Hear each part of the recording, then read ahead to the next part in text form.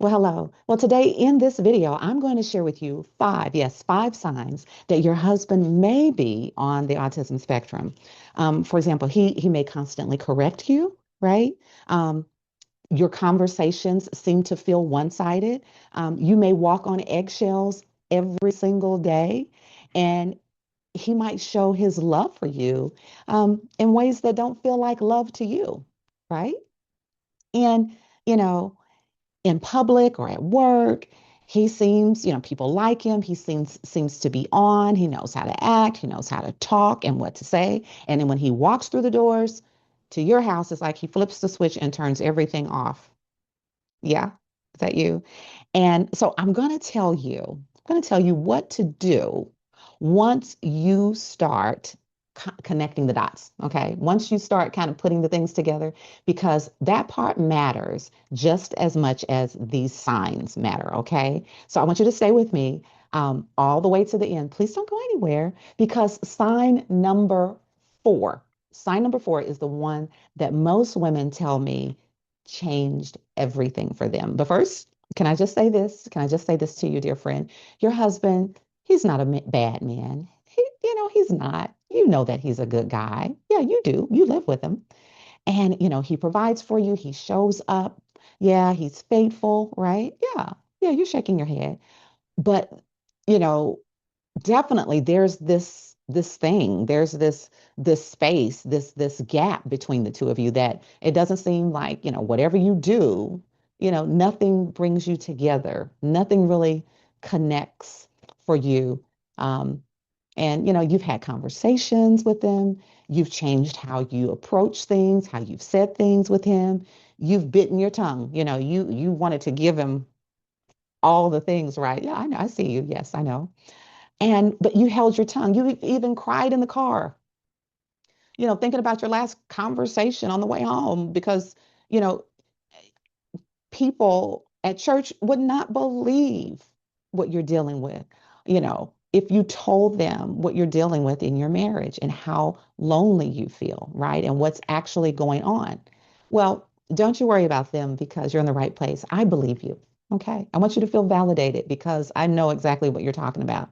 And I think this video, dear friend, is going to give you some answers you've been looking for and you've been waiting for a very, very long time. Well, before we get into all of this, my name is Olivia Hall, and I've been on this neurodiverse marriage journey for over 25 plus years. Me and my guy are still hanging in there, going strong, learning and changing every day. And I want you to know this, I am not a therapist. No, ma'am. I am not a clinician at all.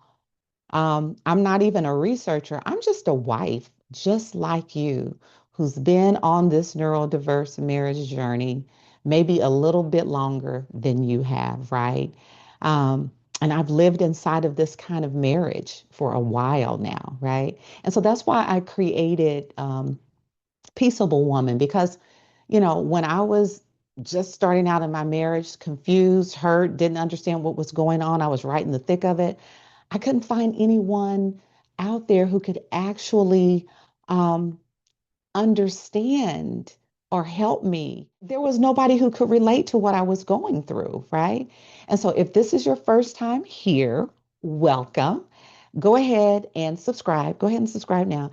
And I want to let you know I make this kind of content every single week for women, wonderful, beautiful women just like you. Now, before we get into the signs, I want to say something. I really need you to hear me on this because a lot of women kind of think about this topic of autism. They feel like somehow they're betraying their husbands, right? Um, just by looking it up, you know, like, some women think if they research, they type into Google, is my husband autistic, that they've done something wrong. And dear friend, I just need to tell you, go ahead and let that go. No, ma'am, because understanding what's actually happening inside of your marriage it's not betrayal. I don't want you to feel that way. It's the beginning of understanding. It's the beginning of clarity. It's finally understanding what's going on inside your marriage. Yeah. And guess what? That's where peace starts. Okay. So now, and here's another thing. I also want to say this. Um, Most husbands that we're talking about today, they're undiagnosed. They haven't had a professional diagnosis. And, some of these guys have never heard the word autism applied to themselves. Okay. So we're not here to diagnose anyone. Again, I'm not a clinician or a therapist, but what you and I are here to do is to understand, because when you understand your marriage, you can stop blaming you about what's going on, right? And you can start to find real solutions. All right, so are you ready? You ready? Okay, let's get into it. So let's talk about sign number one. Um, he corrects you constantly. And I do not mean occasionally. I mean, it's almost like a reflex.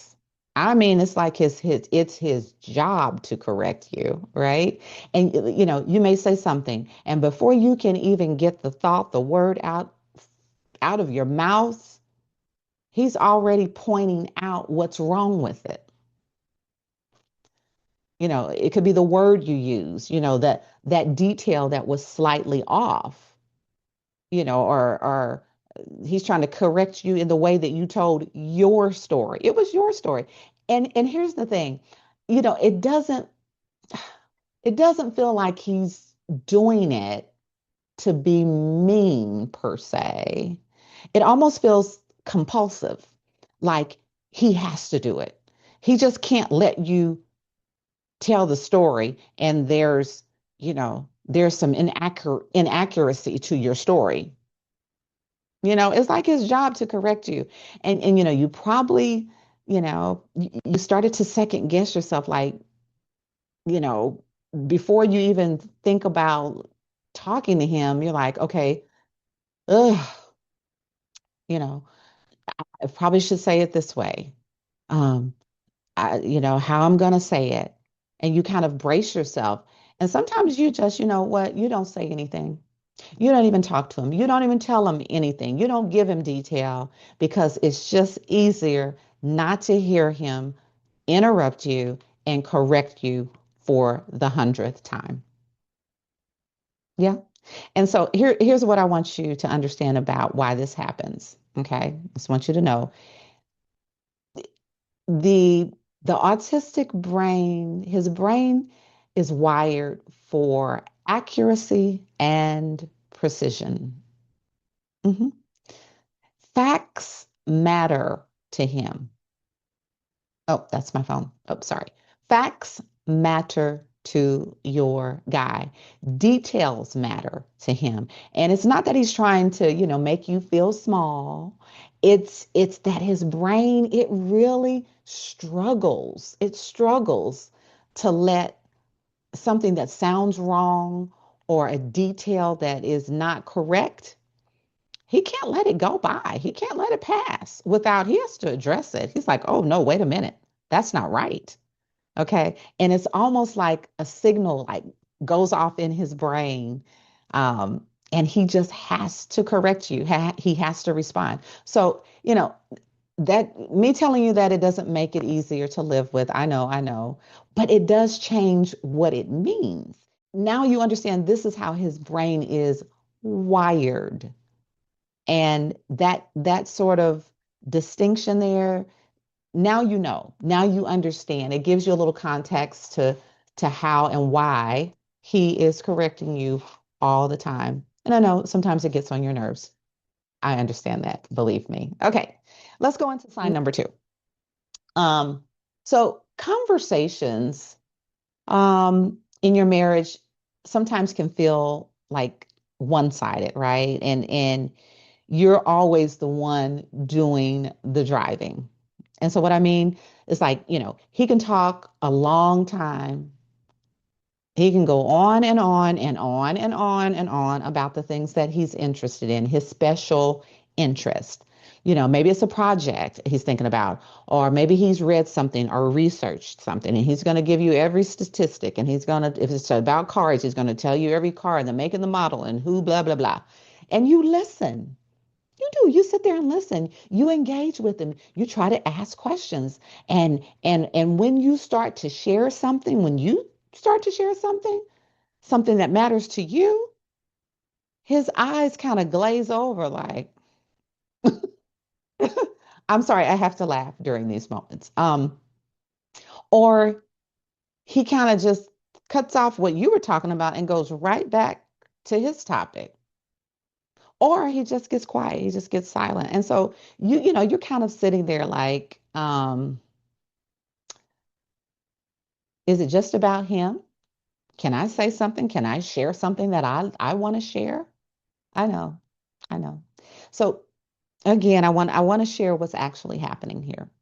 Remember, your guy, he just might be, as you listen to this video, just might be on the autism spectrum. So there's something researchers call the double empathy problem. And it's not that he doesn't care about you, it's that he struggles with that social exchange, that give and take, that normal back and forth, rhythm that kind of goes on in conversations and normal conversations where, you'll share something, I'll listen, then I'll share something, and then you listen, right? And but here's the thing, that give and take, that back and forth, it doesn't come naturally to your guy. His brain is wired differently than yours. And he's not tuning you out because what you're saying is less interesting. Um, he's just struggling with a social skill that most people, they never have to sit and think about, or they're not conscientious of. I said that wrong, but you know what I mean, okay? um, we don't have to think about it. We just sort of do it, and without knowing it. And I understand you have been carrying the conversational weight of the entire marriage. And, I know you're exhausted. I know you're exhausted. Um, but this is what's going on. He's just struggling with the whole give and take thing. Okay. All right, let's keep going. Let's go on to sign number 3. So are you walking on eggshells every single day, or at least every other day? Um, and you never quite know who you're gonna get. Um, Sometimes he's calm. Sometimes he's engaged. Sometimes he's sweet and he's warm. Um, and sometimes something can happen that's like small to you, right? And or maybe you just ask him the wrong question. It could just be the wrong question at the wrong moment. And or maybe there's too much noise. Maybe he's had a hard day and something at home just sends him off, right? Yeah. And suddenly, everything goes up to 10. Everything escalates, right? Um, just way beyond. It's like his reaction is not called for. It's too much. Why are you acting like this? Or here's another thing. Or something else happens, like opposite, he completely shuts down, right? Or he just he gets just really quiet, or he just walks out of the room. And you're standing there like wondering, what just happened? What am I dealing with? And then you're thinking, well, did I say something? Was it my fault?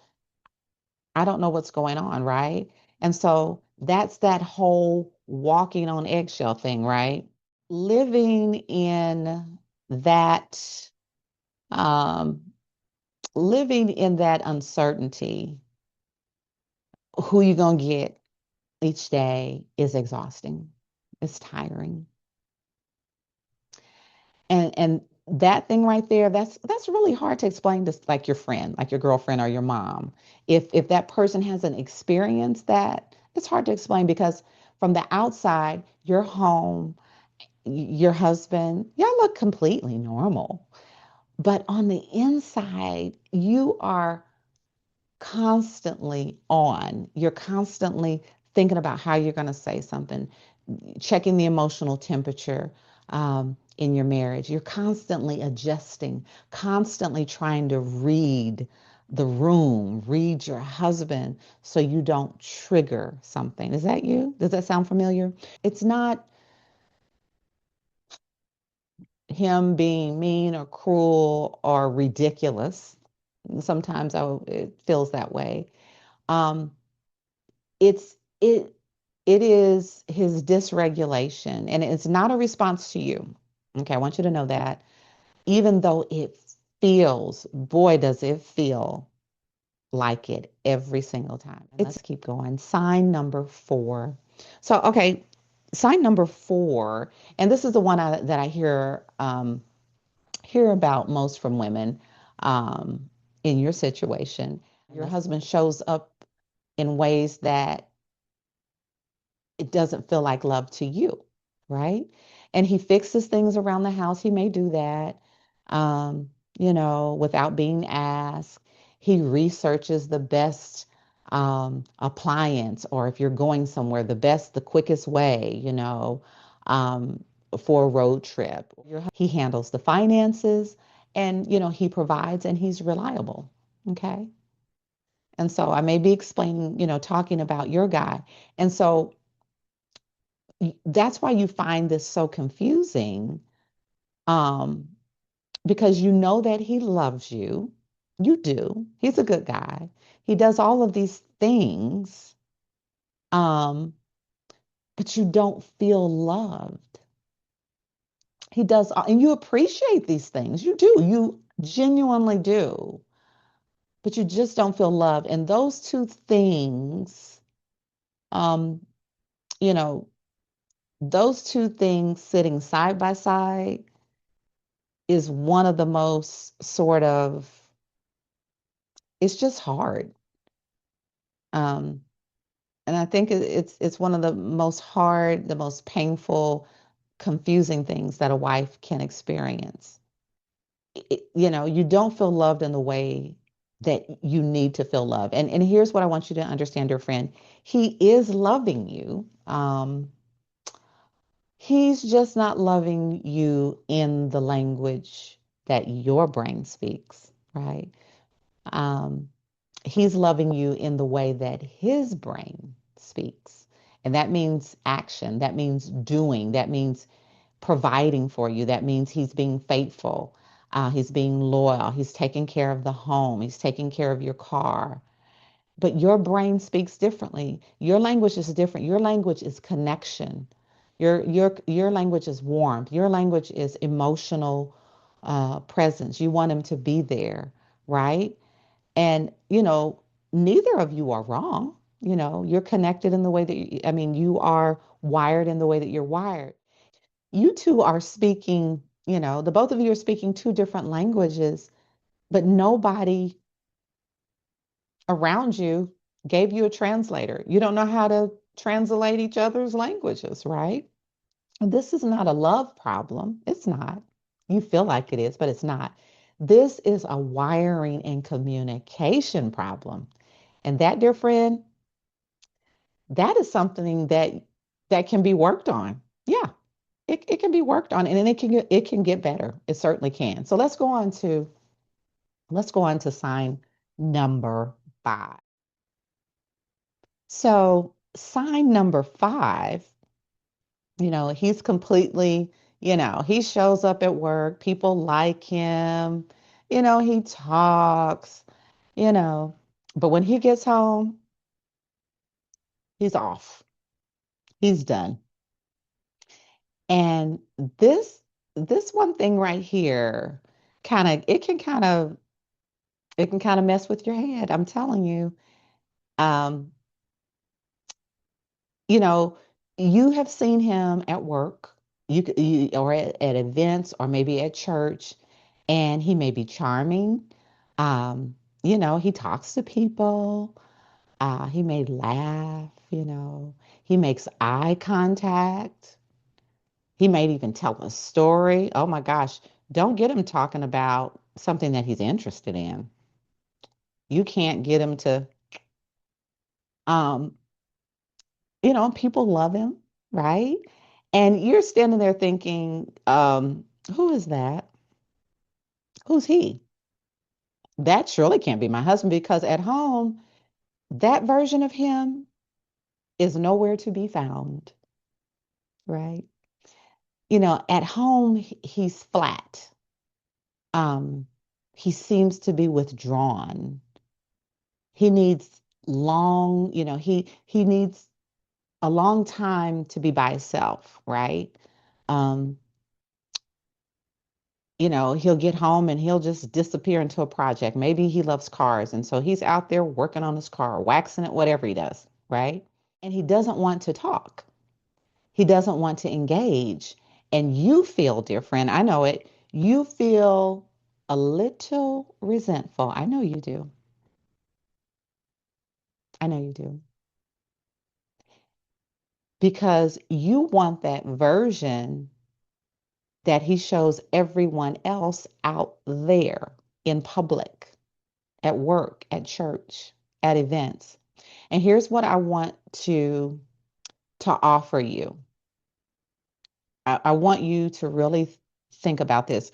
What you're watching when you're looking at your husband is called masking. When he's out there, he's laughing, he's talking, he's engaged. It's called masking. And so many autistic people, especially those who are high functioning, high masking, and they haven't been diagnosed, they have learned over time, or really for their whole lives, they have been watching people. They have been learning how to appear, look, and perform like normal people. They have learned normal behavior in social settings. They've learned how to do it and appear that way. And I mean, they really, over the years, they study it, they rehearse it, they make it their job to fit in. And it is exhausting to them. And so by the time he gets home, that mask, that whole costume, that performance, it's over.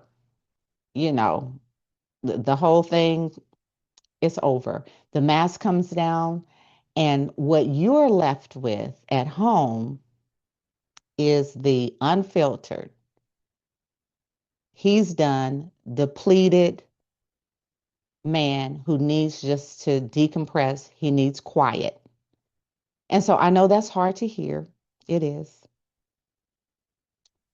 Um, Particularly when you need that connection, when you want it, right? But here's the thing, dear friend. The fact that the mask comes off at home, that means home is where he feels the safest. And you're his safe place. And it does not feel like love, I know, but it is. So, if you're sitting there right now and you're like, okay, yeah, this is my guy, this is my marriage. I feel like he just may be on the autism spectrum. You're saying that's us, that's our marriage. I want you to take a breath. Go ahead. Take a breath. I want you to breathe for a second because what you are feeling, it makes complete sense, right? Yeah. And and what I'm about to share with you, it's important. So let's talk about what to actually do with all of this that I've just shared, because I don't want you to leave this video, dear friend, feeling feeling seen, and that's good. Um, I want you to leave with something. And here are three things I want you to start doing. I do. I want you to start doing these three things right now. Okay. Well, number one, stop trying to to fix what you don't understand yet. What I mean is, most of the tools that you have tried, like the conversations, the marriage books, maybe even counseling, they were built for neurotypical marriages, what I will quote unquote say normal marriages, right? And that's not a knock, I'm not trying to knock any of those things because there are great marriage books out there that work for marriages that are not neurodiverse. Okay, you got me? So, you know, so if you've tried those things, you've read those marriage books and watched those videos and nothing has worked, um, that's not evidence that your marriage is hopeless, that you're going to end up in divorce. But what it is, it's evidence that you need different tools.